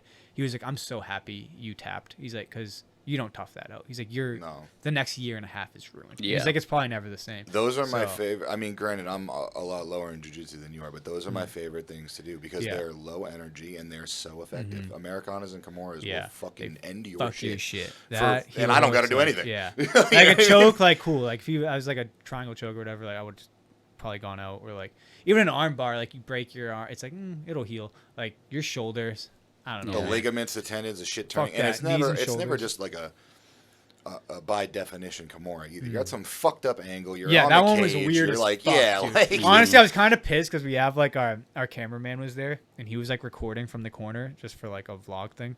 And the kid, like, blatantly, we have it on video in slow motion, like, grabbing the cage with his toes and, like, pulling himself up, which is, like, totally not allowed. And like, every fight I've been at since, you see the ref, like, people put their feet in the cage, like, grab their foot and, like, pull it off. I'm like, fuck, man. Like, his kid was just, like, crawling up it. But all the power to him, got my ass. But fuck, it all happens for a reason, man. And got my rebounded. ass. Yeah, he did. You said the dude from Koyo did something for you? Yeah. Harold from Koyo, he plays the guitar for Koyo. He designed my last shirts. We were just with Joey. They were telling me that. Yeah. How was that event? Cool? Dude, it was cool. Austin, shout out Austin, shout out Haywire. Shout out Meg and shout out Dougie Death. They put on Back to School Jam, which used to be a Jersey thing, but now it's up here. And damn, that would have been convenient. Rightfully so. Yeah, dude. No, it was awesome. It was like 1,500, 2,000 people. Really? If it's cool, we'll claim it. Skate jam, fucking. Dougie was sick. giving out cash prizes, and like Joey Coyle plays in Never Back Down, which is do you know Fleshwater, right? No, I'm not Nothing. big. I'm not like a poser hardcore kid. I got some affiliations who are like, I like certain music, but no, I don't know shit about shit. Fleshwater's kind of in the Koyo realm, so I just didn't know. But he's in a band with those dudes, so he's playing bass for Never Back Down, and we did like a short little podcast with him, so that'll be cool. That's sick. But it's didn't you go see him recently? I saw Koyo in November of last year, and that's how I kind of made the connection with Harold. He like trained some Muay Thai a little bit. So that's what I was gonna ask. How'd you? So I was like, I like reached out to him. I was like, hey man, saw you train. Like, you want to hit some pads? This is where my gym is. And he was like, oh fuck yeah. And he like followed me. We started talking. Schedules didn't line up and stuff, but he was like, dude, like I want to get together at some point. Gave me his number. He's like, let's fucking get some work in. And then he messaged me. You had reached out to me too. I posted something about I needed shirts, and you gave me some people, and then he hit me up and was. It's probably Austin is who I sent you to. Yeah, I think it was. Yeah. And he hit me up. He's like, "Hey man, I've actually done graphic design. Like I design all our shirts." He's like, "I wanted to get involved with athletes." He's like, "Would you want to like let me do something?" Yeah, sick, cool. And I was like, "Yeah, man, I'll throw you some money." He's like, "No. Like I don't even want you to pay me. Like I just want to do it." And I was like, "Sure, dude. Like I don't want to take advantage." Hardcore is cool. Yeah, he's fucking awesome, dude. He came up with some sick ass design, and he hooked me. I forget. I think it's Method Inc. or something like that. Is the company who did the website and all that shit. And he's the man. I actually got to hit him up again. I want to do another design, and I want to just figure out like a website where, because this was like online store. You got 2 weeks, it's open, and then it closes, and then it's like it just takes a while too. Like people order their shit. 2 weeks goes by, they're like, "Yo, it hasn't shipped yet." I'm like, "Oh yeah, well, it hasn't even been made yet." You know what I mean? Well, you can do a big cartel for yourself as long as you have somebody dealing with the logistics of shipping and shit. Yeah, I just don't want to do big cartel at all times. You can just have it up. Yeah, it's free too. You can put up like 5 items or 5 shirts or whatever the fuck, and just have it up for free. And then they when they order it, you have somebody ship it out. That's the move. I want to do that like ASAP, especially right off this fight. Got a lot of like momentum. Bunch of social media's going crazy. Oh yeah, dude! Shout out for coming to see the peasants before you say the top, dude. You know what I mean? Hell yeah, cool. Man! Thank you guys for fucking chatting with me and shit. This is cool, man. I always like doing these things. It's fun. I like talking to people. I went to school for communication and shit, so I like wanted to do podcasts and shit, and that's what I like to do. And it's always fun chopping it up with people. I do a lot of interviews. Like there's so many MMA journalists. Oh, now they're just gonna keep. It's just like on the phone doing like. This is just different. Like in person, like just having genuine conversation. Trying to hang, yeah, that's all I want to do. I want to hang, talk about shit, let a conversation happen. Just casual. I had a buddy ask me today. He's like, "You got any like your notes together?" I'm like, "What are you fucking talking about notes, dude?" I was like, "No, I don't even know what I'm being asked." He's got notes. I don't got notes. I was like, "I'm just going and going." That's where the best shit happen. Alex said that to me too. We finished. He's like, "This was the first one I felt like we just fucking like hung out and talked." Like, that's how it should be, dude. Like, we don't have notes for our. Good. Maybe talking points. Don't ever do it. You know, but like you know what someone does. Like for me, it's we're gonna talk about MMA. I knew that. I know I'm gonna talk about MMA, but it's not like I want to talk about this. No, if it's somebody I like don't know, I'll look up a little bit and be like, okay, he was in this and this and whatever. I don't even like to show up with these things. It's like let's not talk until we get on here because I don't want to like say some cool shit and then we don't get to talk about it on here. It's like it's fun, man. I love this shit. That's part of it too. Maybe it's that's like when where people go after. I definitely like to. I've like flirted with the idea of it, but like right now, it's just I'm an idea guy. I get a lot of ideas, and it's like, fighting's the main one that needs to be what it is right now. I want to do like a coffee shop. That's like been my thing. I don't know why. I fucking want to do like gym mixed with like I'm into like choppers and shit. I know you do that. Like chopper cafe with like a gym, one building with it all, right? A place that's just a fucking mini ramp in the back or some shit. Like a place that's just. You want to hang out Fantasy at, right? Factory. Yeah, just a cool little place, like where you want to be. Oh, and there's shit for me to spend money on. Like most people like coffee and baked goods and shit like that. And then it's like, oh shit, these bikes are cool. Or jiu-jitsu, fucking skateboarding, like fucking skateboarding in the back, gym it's upstairs, all, and people be like, oh, like it's cool, man. But it's like. It's cool until I just do it. You know, just like everyone's like, oh, sick dream. It's like fighting. Like, oh, you want to be fucking professional fighter? Cool. Motherfuckers just do it, bro. Crazy, you just do it. I don't know. And I got good support too, man. Yeah. I got like through this whole thing, I've met great people who are like want to see me. Like, I know when this is done someday, fighting's not forever. Like, I will work for myself. I will put this energy that I've invested into this. I believe in myself, man. Like, I know I can do anything with this kind of energy. You know what I mean? But it's just doing it. Well, it's mathematics too. You're doing the damn thing. You've invested in yourself this long. You've got enough momentum to do more than most now, at least with a podcast or whatever. And it's only going to get better the more your career goes. So, like, it's not like me and you. It's not like you're here because me and you are best friends. Like we've trained a couple of times together. We have the same coach. Yeah. But you're doing all the right things, and so why would that stop just because fighting stops? So if you invested in yourself with wrestling. and that got you to fighting, and then fighting will invest into whatever the coffee podcast. Yeah. You know? Dude, it's so much more than just fighting. Like I'm fighting for so much more than just like being good at fighting and money. It's like it's opportunity, man. Like the bigger this shit gets for me. I teach private lessons, right? My this gotta go like, up now. The first thing I posted this morning. I saw that, dude. I was like, oh, my man. It's all opportunity. It's like the bigger I get in fighting, the bigger. And people just like, as fucked up as it sounds, like people like being a part of what's like hot right now. You know what I mean? It's like when you're the hot item right now, sponsors, things like people just want to be a part of it. And then whatever I do after this, like, oh, fucking the pro fighter has this, let's go check out his like fucking coffee shop or he's opening a gym now, which is like will be the most realistic one to be able to do at the end of this. But as I telling Fiore, like he opened his gym recently, Primal Jiu-Jitsu in Derry, New Hampshire. Shout out. Awesome spot. Yeah, I'm plugging everything. I'm sneaky with the plugs. I'll get you. But the most used term that we have on this show is shout out. That's going to be our next shirt. The back is just going to say shout out. I like it. Yeah. Hell yeah. I'm a big t-shirt guy, dude. Yeah. I'm always looking to throw something on a t-shirt. My friends call me T-shirt Tom. Anywhere we go, I'm like coffee shop, bringing back coffee shops. I buy a fucking t-shirt. Like I just like fucking merch. I don't know. Hell yeah. But yeah, dude, I tell Nick all the time, the bigger you do with fighting, the better your gym does. You know what I mean? It's like one hand's washing the other. So it's like it's so much more than just like, and it makes it more fun. It's like, I don't know. It's like I'm gonna be able to pursue something else, you know, and it's just a whole new avenue to go down. The legacy beyond the fight. Yeah, right? You know, I'm not afraid of it. I feel like guys are afraid to. You see them like retire, and then they're like, oh, bare knuckle, or oh, you know what? Fuck it, I'm unretired. It's like, no, man. When I'm done with this, like, I'm done. You know, maybe I'll coach, but like. That time's gonna come, and like I'm just so confident and not overthinking like what I'm gonna do yet, because this is my main focus. But I got ideas, and I'm gonna fucking go for them, and we'll see what happens. And that excites me. You know what I mean? People put all their eggs in the fighting basket, so when it's done, they didn't set themselves up for anything. Yeah. It's like save your money. Yeah. Yeah, I'm good with it. I've got my wife. I'm married, and we got. She's awesome. You know what I mean? Another Bitcoin scam. Yeah, Let's lose go. it all. Fuck Tom Pags coin. Yeah. Yeah, it's like Uriah Faber. He was like the perfect example of like he's probably like the most like one of the most successful fighters after the fact. He's got like promotions, schools, gyms everywhere.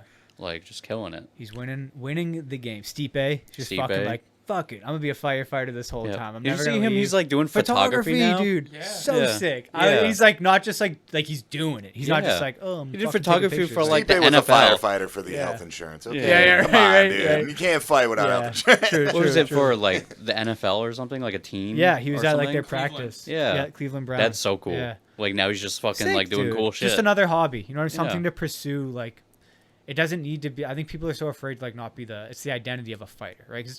It's fucking kind of cool. I'm not gonna lie, but like, it's also ugly, and people don't know how ugly it is. But it's okay to like. That's like kind of going back to that first loss. Like my identity, all I was to me, was a fighter, and that was the one thing Rob told me on the car ride home. Like, hey man, you're so much more than this. And he's like, that doesn't mean like I'm not telling you don't fight. He's like, but I had to do this with myself. Like, you're not Tom the fighter. He's like, surround yourself with people who like you because you're Tom. And I was like, you're right. And that's where like. That's kind of how I met. Like we have like mutual, the same people, right? How I've met these people is because like I just found people who like they don't fucking even like MMA. They don't even watch it. The only time they're getting into it now because of me, and they're just watching it because I fight. But it's like I'm just fucking Tom, the kid who rides his chopper and like hangs out. You know, I was shocked when I saw you in that garage. Yeah, I know. I remember. I was at a Halloween party where a place I don't even really hang out at that much, and I was like. What? I'm telling Jake right now. No, he knows. Like he like encourages that, and that's been the best part of this. Is like I have the best fucking support and coaches who are like, a lot of people would be like, oh, like I don't know, like fighting this fight. All you need to be doing is fighting. Jake's like, they have to like pull me out of the gym, and he's like, go to the fucking shop, go and hang out, and it's helped me enjoy your hobbies. Yeah, like it just be don't human, burn out, man. You know what I mean? Like and. Just the support system I've got from all those guys, like it's just fucking win or lose. You know what I mean? When I lose, they're the first ones there. Like, hey, fuck it, like let's go get food. Like let's hang out. Like life is gonna go on, man. You know, and that's the big thing with this. Like even off a win, like it's a big moment for you in the moment and like that night. And right now it still feels big, but like the next day everyone's on to their lives. You know what I mean? And you got to remember that off a loss too. Like, what have you done for me lately? Yeah, exactly. You know what I mean? So yeah, it's been cool. Just What's your big shit when you're like no fighting in mind? Like what do you got What am going? I doing? You like golf? Right what? now? No, Yeah, I fucking hate golf. Everyone golfs. I'm sorry. I want to golf so my aunt lives on a bad. golf course, and she's like, Thomas, I'm telling you, like you should get. We want to get you some clubs. Thomas. And I'm like, I'm sorry, Auntie. All right, dude. Happy Gilmore 2, though. Yeah, I How'd gotta you watch feel? it. I haven't seen it. Okay, all right. I gotta watch it. Right. Any good? I heard it was ass. Without giving away details, this is how I describe it. It's not a classic.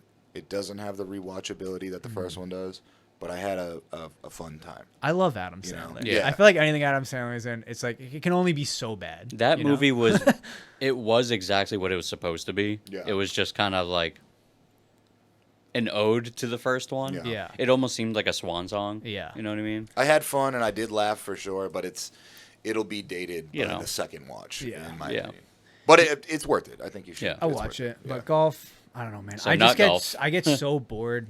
Like I've gone so a driving range is kind of at my last fight. I seen you. In We're getting in May, there. 2 fights ago, I went to a driving range because my buddy, he's from Vermont. He was home. He's fucking into golf right now. He's like, let's go to the driving range. I need this kid in the head mad hard.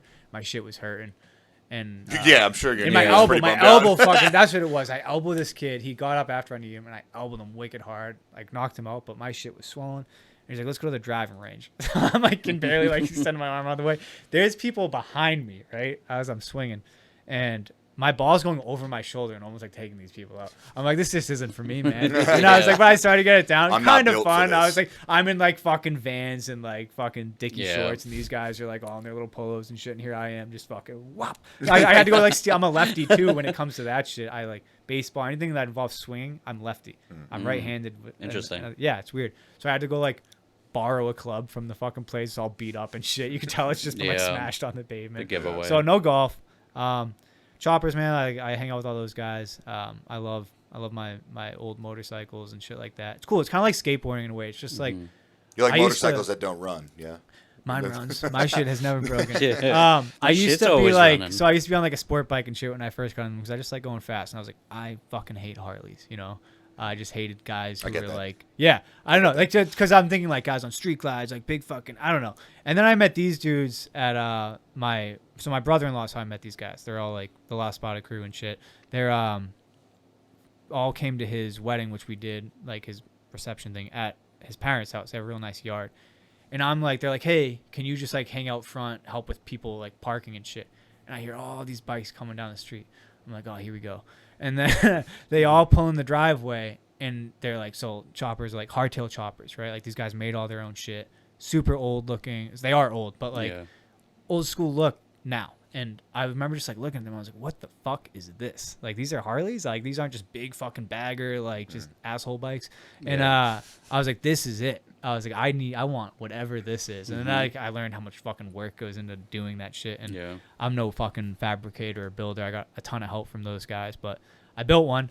A little foot clutch, fucking hand shifter. I love it, my man. It's God, but it's so dude. much of like it's art. It's like skating. You know what I mean? Yeah. Like I don't know. It's a lot of the same people I grew up with. I'm like hanging out with now because like we fucking met back with this shit. Yeah. And it's just cool, man. I don't know. full It's like circle. it's cool because you think it's cool. You know what I mean? Like, oh, your bike, you like that? It's cool because you think it's fucking cool. It's Right. not like I don't know. As I was into cars and shit, and car culture is just like a money spending contest, and it's fucking stupid. So, Heard that. yeah. Yeah. It's it's just awesome, and the people I've met are awesome. So I spend a lot of time with that, and then that's really it, man. I don't know. I just fucking fight. I Just like traveling fighting and shit. and I like bikes, eating. yeah. I like eating a lot, Yeah, which heard sucks that. to be a fighter and like eating. You can afford Yeah. to eat. 'cause Right you're now, always I'm going working out. fucking dude. I hit Taco Bell at midnight last night. I was Yeah. a bad Oh, boy. man. Hey, you last night, deserve dude. that I Taco went. Bell. We got tacos Lupita in Haverhill, so I went there. Yeah, shout out Dude. Tacos Tacos Lupita, Lupita, dude. yeah, I was just there You before I came. I motherfuckers went don't- twice. you I don't went even back know, again dude. today.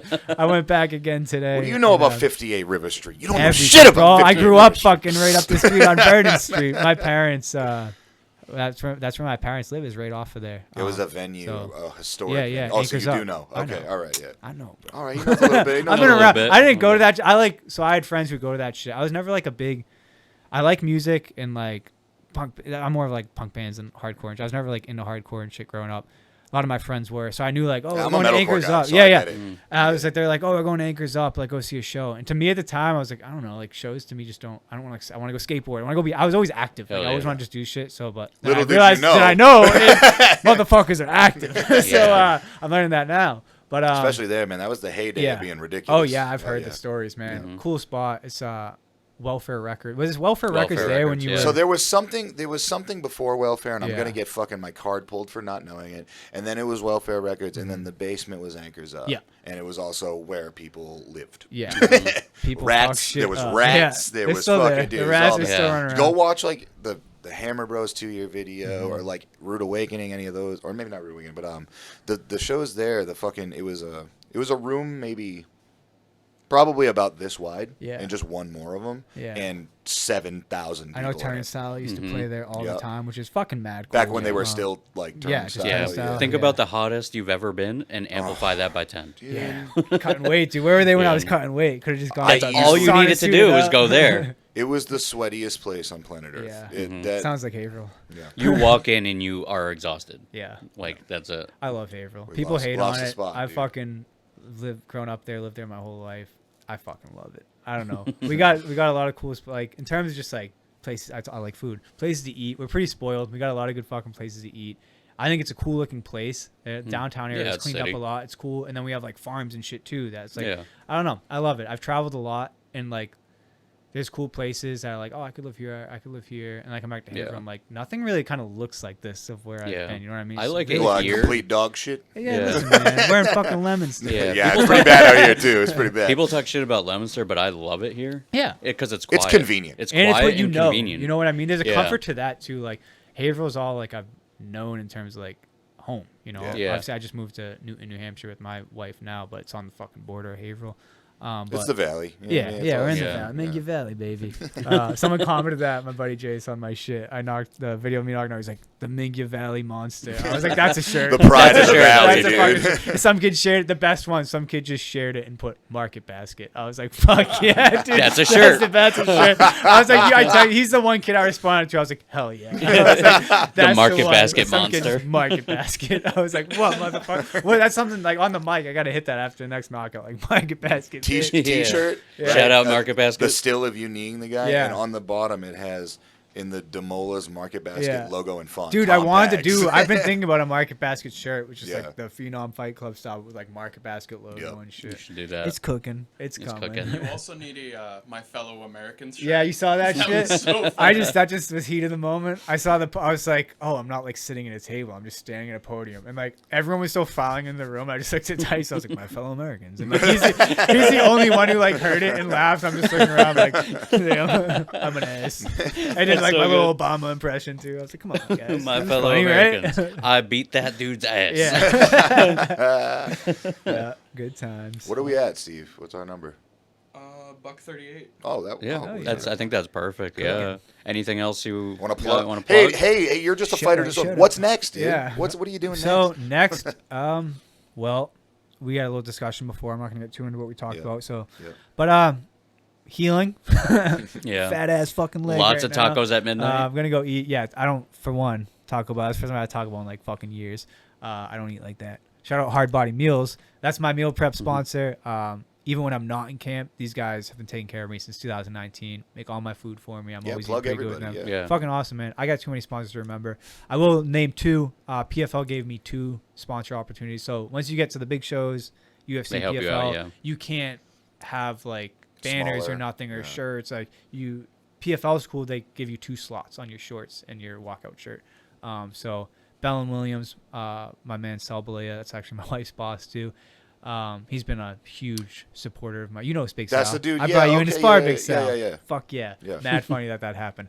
But, it's just I like seeing 2 Shout different out like Sal. ends of the spectrum of my worlds collide. And I'm just Yeah. like sitting back and watching it unfold. I'm like, yes. Smaller world. Dude, that was the first. Yeah. I was Coach Pags. Yeah. That was my first private almost. The He's Market man. Basket That monster. dude fucking takes. He's like one of the reasons I can even fucking do this thing. To be honest, like he's the man. Yeah. He knows everything he's done for me. I don't need to get into it on here, but he's doesn't happen without him. So shout out him. This guy Andrew Berger, he's a lawyer and he's been supporting me a ton. Just local guy, Methuen kid. It's just like, hey man, hit me up one day. It was like I was in the hospital getting I fractured my orbital floor. And he's like, hey, how can I support you? I was like, well, funny you ask. I was like, I'm actually need some help with some medical. He's just like a dude who likes MMA. He's like, I just want to help in any way I can with someone who's trying to make their dreams from around here. And he's awesome to me, man. Been sponsoring me a bunch my past few fights. So those two pulled up for the PFL fight and really took care of me. And shout out to them. Shout out my wife. She's the shit. Not doing this thing without her. She works full-time job and has never once been like, hey, go work. She's just like, go do this, you know. And we live with her parents and a little fucking in-law, and same with them. Like, I've been with her since I was 16. So before I even started fighting, and I just came home one day and was like, I'm doing this now. And they were like, cool. What do you need? Her dad was my first sponsor. You know what I mean? He owns his own company, New England Pipelining, Emergency Sewer and Brain, Trenchless Sewer. He's changed his name like 20 fucking times. Trenchless Sewer Repair is the latest one. And man, he's just like, whatever you need from me, let me know. And it's never been like, hey, so you're gonna marry my daughter. When are you gonna like start working? It was like, follow this. Go for it, man. He comes to every fight. They were there this weekend. It's fucking awesome. That's like super grateful, man. At the end of the day, like this is working and it's gonna work because of just luck and who you got. It's gonna work because of hard work. Yeah, that too. But I'm fortunate and I'm aware of that and I'm gonna maximize that. It'd be foolish not to. So that's the plan. We're gonna get you that cafe chopper shop sooner or later. Yeah, Fantasy Factory. Tag the Phenom Fantasy Factory, baby. It's coming. Awesome. And we're gonna have a sick ass shirt too. Sweet. Soon enough. Fuck yeah. Shout out Market Basket. Just before, we'll do whatever we can. I mean, I know, like you said, your sponsorships are going up to big dog stuff now. So, but like, I never say no to anything, though. Yeah, so whatever we can do. I wanted to sponsor you for your last fight, but we were just not. We didn't know what the fuck we were doing. Fucking so, all good. But we'll be in touch. You know what I mean? Oh yeah. Appreciate you guys, man. Appreciate you having me on. Fun chatting. Sweet. Thanks, man. Thanks, man. Congrats again. Thank you.